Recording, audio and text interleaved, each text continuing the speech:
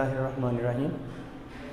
अस्सलाम वालेकुम dear students, आज का जो हमारा टॉपिक है ये चैप्टर नंबर 3 फर्स्ट ईयर की फ़िज़िक्स में से है और इस टॉपिक में हम elastic collision in one dimension के बारे में पढ़ेंगे। तो सबसे पहले हम देख लेते हैं कि आज के टॉपिक के ऑब्जेक्टिव्स क्या हैं। देखिए, हमने सबसे पहले ये बात पढ़नी है कि अगर दो ऑब्जेक्ट्स उनमें कोलिजन होती है तो उस कोलिजन की कितनी टाइप्स हो सकती हैं। तो फिज़िक्स में हम इलास्टिक कोलिजन और इन इलास्टिक कोलिजन इसके बारे में हम पढ़ते हैं। तो यहाँ पर आज के टॉपिक में हम इनमें डिफ्रेंशिएट भी करेंगे कि what is the difference between elastic collision and in elastic collision. इसी तरह हम ये बात भी यहाँ पर देखेंगे कि यहाँ पे टर्म यूज़ हो रही है elastic collision in one dimension. तो हम वन डायमेंशन के बारे में भी पढ़ेंगे कि एक्चुअली वन डायमेंशन से हम यहाँ पे क्या मुराद ले रहे हैं। इसी तरह से उसके बाद हम डेराइव करेंगे कि ये जो एक्सप्रेशन है जिसमें कोलिजन के बाद वेलोसिटीज़ पर क्या इफ़ेक्ट होता है, वो एक्सप्रेशन भी हम आज के टॉपिक में डेराइव करेंगे। तो आइए स्टूडेंट्स, हम आज का टॉपिक स्टार्ट करते हैं। सबसे पहले हम ये देखते हैं कि कोलिजन कितनी टाइप्स की होती है। तो हम कोलिजन को दो हिस्सों में डिवाइड करते हैं। पहली हमारे पास कोलिजन जिसको हम इलास्टिक कोलिजन का नाम दे देते हैं। ये जो इलास्टिक कोलिजन है ये ऐसी कोलिजन है जिसमें जब दो डिफरेंट ऑब्जेक्ट्स आपस में कोलाइड करते हैं तो कोलिजन के दौरान kinetic energy of the system इसमें किसी भी किस्म का कोई फ़र्क नहीं आता। बिफोर कोलिजन जितनी काइनेटिक एनर्जी हो और आफ्टर कोलिजन उतनी ही काइनेटिक एनर्जी हमारे पास मौजूद हो, तो उस सूरत में जो कोलिजन होगी उस कोलिजन को हम इलास्टिक कोलिजन का नाम दे सकते हैं। अगर हम इसको डिफ़ाइन करना चाहें तो हम ये कहेंगे कि सच आ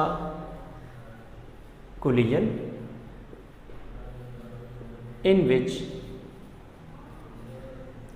kinetic energy of an isolated system remain conserve।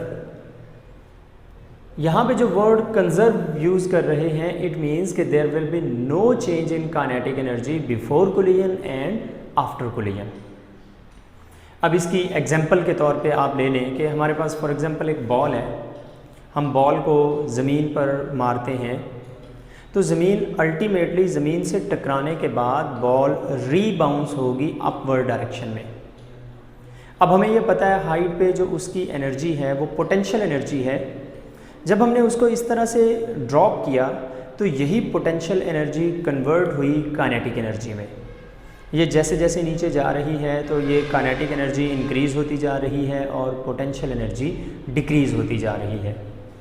अब जब ये टकरा के वापस आएगी तो अब अगर तो उसकी एनर्जी में कोई चेंज ना आए तो उस सूरत में हम देखेंगे कि बॉल सेम हाइट पे वापस आ रही है।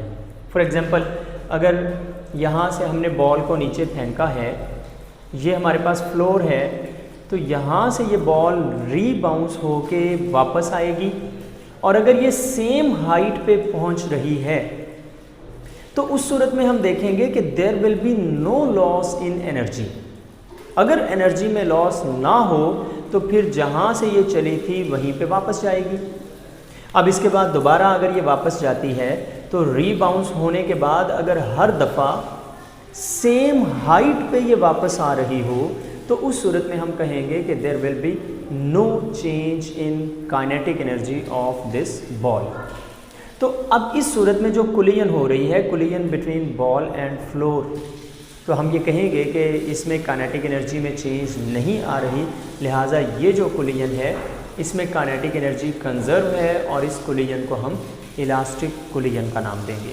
हाँ जी, इसी तरह से अगर हम इन इलास्टिक कोलिजन के बारे में पढ़ना चाहें तो हम ये कहेंगे कि इन इलास्टिक कोलिजन ऐसी कोलिजन है जिसमें काइनेटिक एनर्जी ऑफ सिस्टम ये कंजर्व नहीं रहती।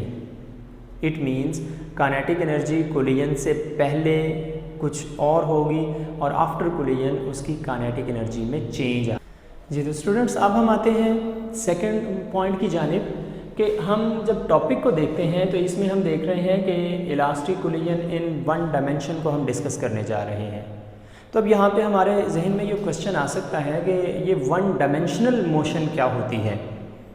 देखिए स्टूडेंट्स, हमने चैप्टर नंबर 2 में रेक्टेंगुलर कोऑर्डिनेट सिस्टम के बारे में पढ़ा था और हमने वहाँ पे ये बात पढ़ी थी कि रेक्टेंगुलर कोऑर्डिनेट सिस्टम ये प्लेन के अंदर अगर डिस्कस करें तो ये 2 एक्सिस पर मुश्तमिल होता है, जिसमें हॉरिजेंटल एक्सिस को हम एक्स एक्सिस और वर्टिकल एक्सिस को हम वाई एक्सिस का नाम दे देते हैं। अब इसी तरह स्पेस में जाएं तो वहाँ पे हमारे पास 3 एक्सिस होते हैं, एक्स एक्सिस, वाई एक्सिस और जी एक्सिस। अब जब भी कोई ऑब्जेक्ट मूव करता है तो ये पॉसिबिलिटी होती है कि वो ऑब्जेक्ट किसी एक एक्सिस के अलॉन्ग मूव करे, या ये भी पॉसिबल है कि वो एक एक्सिस के अलॉन्ग मूव ना करे बल्कि वो एट अ टाइम उसकी जो पोजीशन में चेंज आ रही है वो with respect to 2 axis change आ रही हो। और ये भी पॉसिबल है कि अगर कोई ऑब्जेक्ट स्पेस में मूव कर रहा है तो वहाँ पे उसकी पोजीशन में चेंज 3 एक्सिस के अलॉन्ग आएगा। अब अगर किसी ऑब्जेक्ट की मोशन या उसकी पोजीशन में चेंज सिर्फ एक एक्सिस के अलॉन्ग आ रही हो हो सकता है कि वो बॉडी सिर्फ एक्स एक्सिस के अलॉन्ग मूव कर रहा हो। ये भी पॉसिबल है कि वो सिर्फ वाई एक्सिस के अलॉन्ग मूव कर रहा हो, और ये भी पॉसिबल है कि वो सिर्फ जी एक्सिस के अलॉन्ग मूव कर रहा हो। तो अगर किसी ऑब्जेक्ट की मोशन एट अ टाइम सिर्फ एक एक्सिस के अलॉन्ग ऑब्जर्व की जा रही हो तो उस तरह की जो मोशन होगी उसको हम आमतौर पे वन डायमेंशनल मोशन का नाम दे सकते हैं। हम इसको कह सकते हैं कि motion of an object along just in one axis। ये जो एक एक्सिस की बात मैं कर रहा हूँ, it may be along x axis और it may be along y axis और it may be along z axis, लेकिन एक वक्त में सिर्फ एक एक्सिस के अलॉन्ग ये मोशन ऑब्जर्व की जा रही होगी। देखिए इसके बाद हम थर्ड पॉइंट पे आते हैं, लेकिन इसकी मैथमेटिकल डेरिवेशन की जानिब। लेकिन इस मैथमेटिकल एक्सप्रेशन को डिराइव करने की तरफ जाने से पहले मैं एक वर्ड को एक्सप्लेन कर दूं। इस डेफिनेशन में मैंने एक वर्ड यूज़ किया है जिसको मैंने आइसोलेटेड सिस्टम का नाम दिया है। अब ये आइसोलेटेड सिस्टम क्या होगा? देखिए इसका अगर लफ्ज़ी मतलब हम ले लेते हैं तो इसके लफ्ज़ी मतलब है अलग थलग, या हम ये कह सकते हैं कि एक ऐसा सिस्टम है जो तन्हा हो, जिसका किसी भी और शख्स के साथ या किसी भी और चीज़ के साथ कोई ताल्लुक ना हो।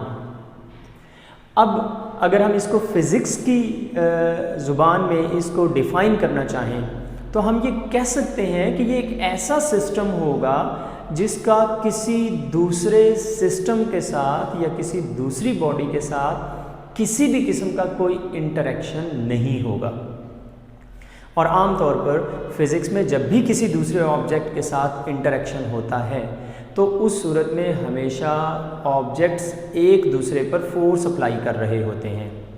तो हम यहाँ पे इसको डिफ़ाइन कर सकते हैं कि आइसोलेटेड सिस्टम ये एक ऐसा सिस्टम होता है जिस पर एक्सटर्नल सोर्स से किसी भी किस्म की कोई फोर्स अमल नहीं कर रही होती। हम इसको डिफाइन कर सकते हैं कि a system on which no any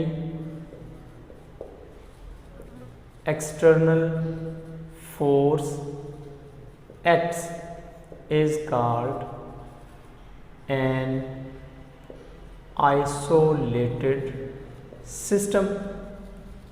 कि ये एक ऐसा सिस्टम होता है जिस पर एक्सटर्नल साइड से किसी भी किस्म की फोर्स अमल नहीं करती है।